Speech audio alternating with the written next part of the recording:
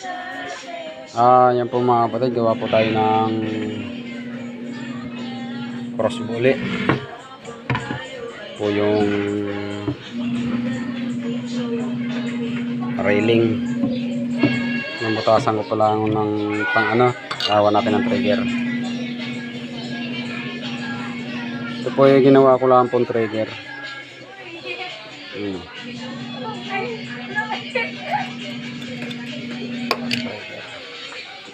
Ating mga gamit, inamano-mano po natin ang pipe.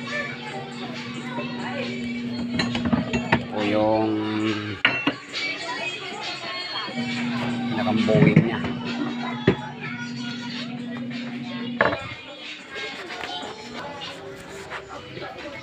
Yun po yung kanyang bowing.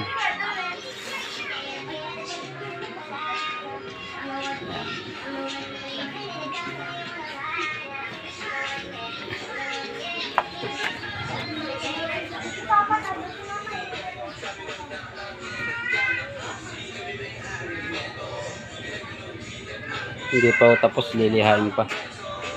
Yan po yung kanyang bowing.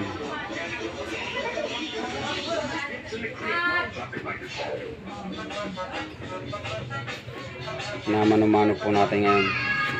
Naman po yung kanyang bala.